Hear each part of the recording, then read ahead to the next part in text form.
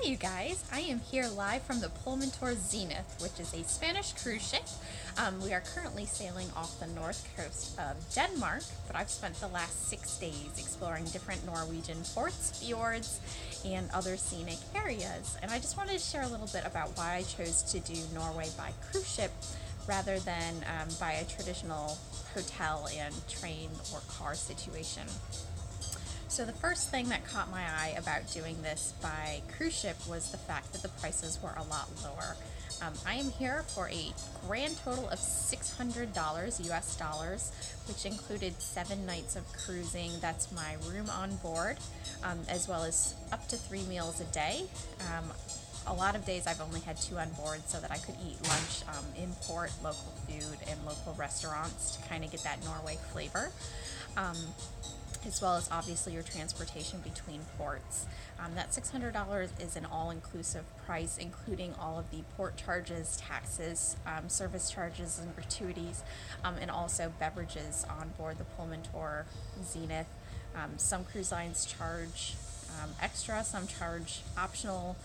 So this is all house drinks, beer, house wines, house liquors, as well as coffee, soda, and other drinks of that nature. When I had done kind of some preliminary research on what it would cost me to do this independently, I kind of figured it would be at least $300 or $400 more if I had pieced together everything. So that is a pretty substantial savings, especially when you multiply it by a couple of travelers and a family. The other reason that I liked the idea of cruising here rather than doing it independently is Norway has a ton of relatively small cities or relatively small towns. That means you don't need a lot of time in any given place, and you would always be packing up and moving. So for this particular trip, it was all about convenience.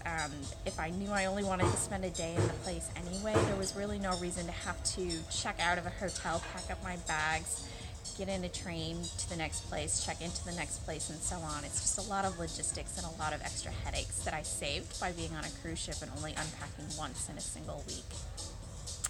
And then the last reason I really wanted to be on a cruise ship was because for me, the scenery I was most interested in was the fjords and the water. Not to say that there isn't gorgeous scenery inland as well on trains or buses, but for me, the piece that I was most interested in was for the water. And so because I'm on a cruise ship, that meant I got a lot of free scenic sailing. A lot of the fjord cruises or ferries are quite expensive, and obviously anytime I'm on board the ship and it's sailing, that was all for free. There were tons of outdoor decks that you could go and explore and watch that. The downsides of cruising. I've been on a lot of great cruises. This was not one of them. Pullmantur is a little bit of a disorganized, chaotic headache. They don't do a lot of things very well.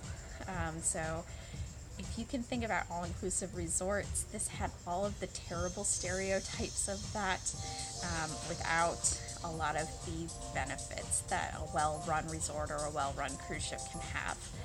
So that was a little bit frustrating, just lines at the buffet, crowds everywhere. Pretty terrible food, I'll be honest about that. At first I was excited to be eating Spanish food or Mediterranean flavors rather than Norwegian food, which I don't particularly enjoy Scandinavian food. But this was done so poorly that I was not quite thrilled with that. As well as the entertainment on board, I also thought was at a much lower caliber than what I've had on other cruise ships. So that's also unfortunate. But even on the world's best cruise, there are a few disadvantages to cruising. The first being that you only have set times in port. I would have really liked 2 or 3 days in Flam. That's probably the only place I would have liked to spend a more extensive time period. Everywhere else, I think 1 day was honestly truly sufficient, but you do not have any choice on exactly what hours you're docked at. So that is a downside of cruising. The other big downside of cruising, I would say, is that you really had to try to get out of the ports in the crazy touristy areas, and also to make an effort to try those local foods and do local things. That wasn't a problem for me because it's something that I really prioritize and value, but it's very easy otherwise to get lost in the shuffle and just be that lemming following the tourist route. So it's just something to be aware of and to be conscious of. It definitely not impossible, but it is something that you have to just make an effort for. Anyways, that's just a few of the ideas that I have about cruising. Hopefully you'll find a great way to take your own Norway vacation. It really is a beautiful place to visit. So until next time, thanks for joining me, and I'll see you again soon.